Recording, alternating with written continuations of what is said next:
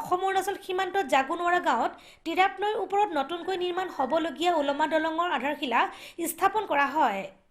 জাগুন গাঁও পঞ্চায়তৰ অধীনত চতুৰ্থ আয়োগৰ 2018-2019 বৰ্ষৰ 40 লাখ টকা ব্যয় সাপেক্ষে নিৰ্মাণ হ'বলগীয়া এই ওলমা দলং জাগুন সীমান্তৰ তিৰাপ নৈপৰীয়া ৱাৰা গাঁৱৰ ৰাইজৰ দীৰ্ঘদিনীয়া সমস্যা সমাধানৰ দিশে গতি কৰাত উৎফুল্লিত হৈ পৰিছে এতিয়া ৱাৰা গাঁওবাসী।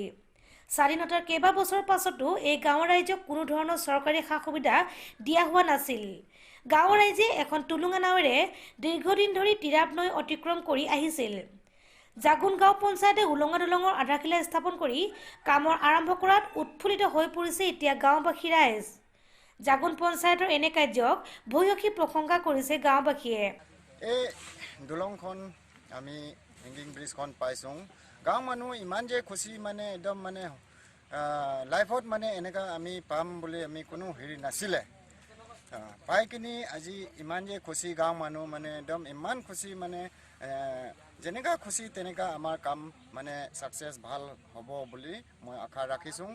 আৰু আমাৰ জাগুন পঞ্চায়তৰ ছেক্ৰেটাৰী প্ৰেছিডেণ্ট যিমান আমাৰ এই হেংগিং ব্ৰিজ ওপৰতে যোগাযোগ কৰিছে, সহায় কৰিছে, চবৰ ওপৰত ধন্যবাদ।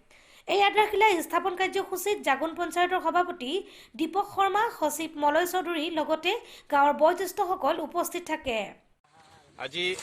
আজি আমি নথৈ আনন্দিত হৈছোঁ জাগুন গাঁও পঞ্চায়তৰ ফালৰ পৰা, কিয়নো এই সীমামূৰীয়া অঞ্চল অসম অৰুণাচল সীমান্তত লাগি থকা ৱাৰা গাঁও, এইখন গাঁও হ'ল অসম অৰুণাচল সীমান্তত লাগি থকা। ইয়াত কোনো ধৰণৰ যাতায়াতৰ ব্যৱস্থা নাছিল। ইয়াত কোনো ধৰণৰ চৰকাৰী সাহায্য আজিলৈকে পোৱা নাছিল। ভাৰত স্বাধীন হোৱা প্ৰায় 75 বছৰ হ'ল আৰু এই 75 বছৰে এইখন গাঁওখন আছিল। যিহেতু বিগত চৰকাৰে ইয়াত কোনো ধৰণৰ অসুবিধা ইয়াৰ ৰাইজৰ যি অসুবিধাসমূহ বুজি নাপালে।